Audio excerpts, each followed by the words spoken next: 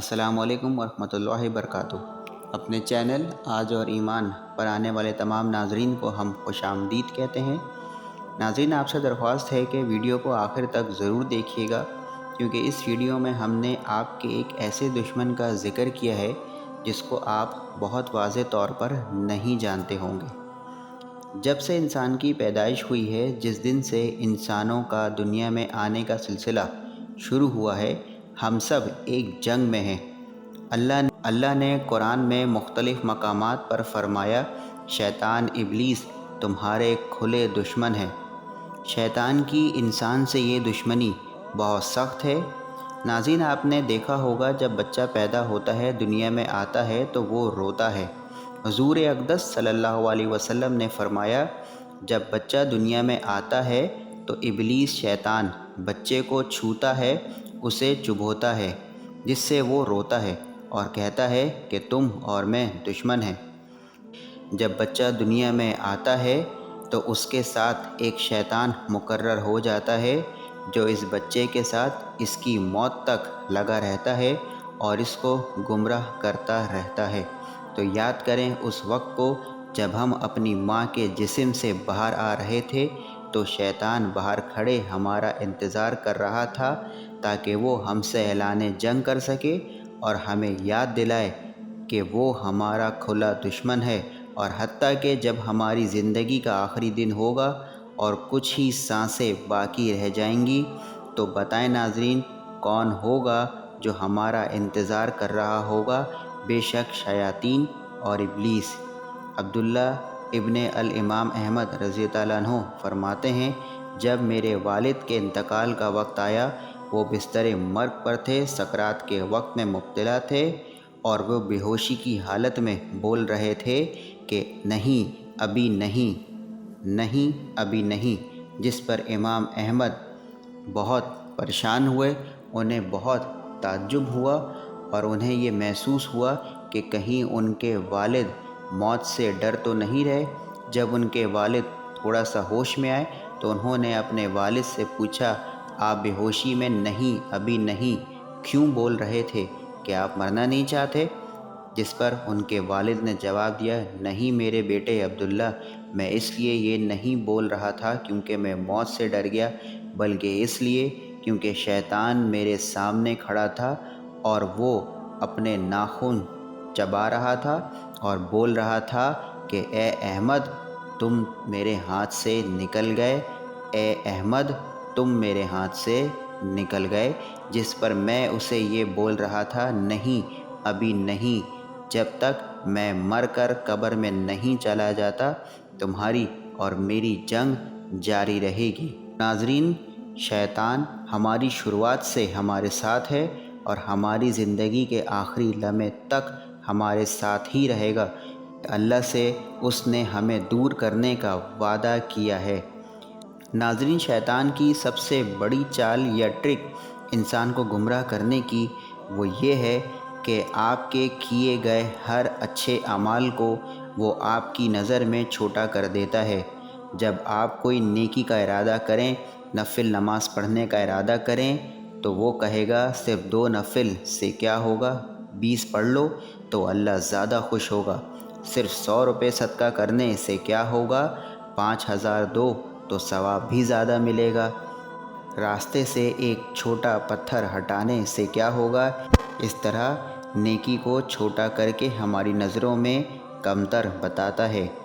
ناظرین، اپنے آپ کو شیطان کے جھانسے میں نہ آنے دیں۔ یاد رکھیں، حضور اقدس صلی اللہ علیہ وسلم نے فرمایا، کبھی کسی نیکی کو کمتر نہ سمجھو۔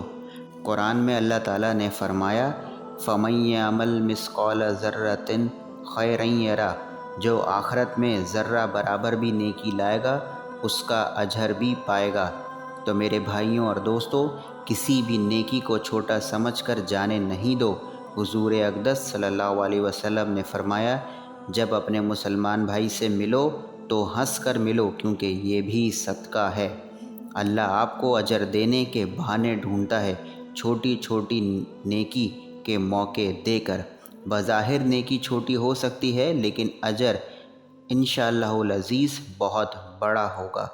حضور اقدس صلی اللہ علیہ وسلم نے فرمایا، اللہ کے نزدیک سب سے بہترین عمل وہ ہے جو مستقل ہو اگرچہ تھوڑا ہو۔ شیطان ہمیں نیکی کرنے سے روکنا چاہتا ہے۔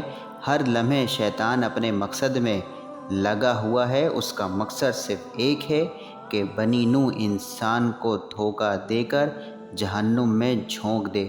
حضور اقدس صلی اللہ علیہ وسلم نے فرمایا، ایک شخص جنت میں ہوگا، وہ جنت میں خوب بھاگ دوڑ کر رہا ہوگا، جنت کے مزے لے رہا ہوگا، اور کس چیز نے اسے جنت میں پہنچا دیا؟ وہ یہ کہ اس نے دیکھا درخت سے اس کی شاخ باہر آ رہی ہے، جس سے اس راستے پر چلنے والے راہگیر مسلمانوں کو تکلیف ہو رہی ہے۔ اس نے اس شاخ کو ہٹا دیا، اس کے بدلے جنت کے مزے لوٹ رہا ہے۔ اس لیے ناظرین، کسی نیکی کو جانے مت دیں، کوئی موقع نیکی کا ہاتھ سے جانے مت دیں۔ ہمیں نہیں پتہ اللہ نے کون سی نیکی میں کیا اجر رکھا ہے۔ آخرت میں جب اللہ پردہ ہٹائے گا تب پتہ چلے گا کہ اللہ نے ہماری نیکی کو تولنے کا کیا میزان مقرر کیا ہے۔ کہو سبحان اللہ والحمد للہ ولا الہ الا اللہ واللہ اکبر۔ یہ کلمات زبان پر بہت ہلکے ہیں، اب شیطان بہکاتا ہے، یہ ان چھوٹے چھوٹے کلمات کو پڑھنے سے کیا ہوگا، مسجد میں اتنی دیر بیٹھنے سے کیا ہوگا، ایک ہی ذکر کو بار بار پڑھنے سے کیا ہوتا ہے۔ حضور اقدس صلی اللہ علیہ وسلم نے فرمایا، یہ کلمات زبان پر سب سے ہلکے اور وزن میں سب سے زیادہ بھاری ہیں۔ سبحان اللہ و بحمدہ سبحان اللہ العظیم۔ اس کو پڑھنے سے اللہ تعالیٰ جنت میں اس شخص کے لیے ایک درخت لگا دیتا ہے۔ کبھی کسی نیکی کو چھوٹا نہیں سمجھنا چاہیے۔ ناظرین، کبھی کبھار ایسا ہوتا ہے کہ انسان اپنے آپ کو بہت بڑا گنہگار سمجھ بیٹھتا ہے، اس لیے وہ اپنے آپ کو کوئی نیکی کرنے کے قابل نہیں سمجھتا۔ بنی اسرائیل کی ایک عورت جو طوائف تھی، اس نے ایک پیاسے کتے کو پانی پلا دیا۔ اس چھوٹے عمل کا اجر اللہ نے اسے جنت کی صورت میں دیا۔ یاد رہے ناظرین، کتا جو کہ نجس ناپاک جانور ہے، یہ بھی نہیں کہ اس عورت نے کسی خوبصورت طوطے یا کبوتر کو پانی پلایا ہو۔ ایک نجس کے ساتھ نیکی کرنے پر یہ اجر ہے تو کسی انسان، خاص کر کہ مسلمان کے ساتھ نیکی کا کیا اجر ہوگا، یہ تو اللہ ہی جانے۔ حضور اقدس صلی اللہ علیہ وسلم نے فرمایا، آخرت کے روز جب تم اللہ کے روبرو ہوگے، اللہ کو دیکھ رہے ہوگے اور تمہارے اعمال تمہارے سامنے پیش کیے جائیں گے اور تم دیکھو گے سامنے جہنم ہے۔ اللہ اکبر۔ ناظرین، ہمیں یہاں کون بچائے گا؟ حضور اقدس صلی اللہ علیہ وسلم نے فرمایا، خود کو جہنم کی آگ سے بچاؤ، بھلے اس کے لیے تمہیں آدھی کھجور ہی کیوں نہ صدقہ کرنی پڑے۔ آج ہم زندہ ہیں ناظرین، آج ہم ان باتوں کو سن بھی رہے ہیں اور بول بھی رہے ہیں۔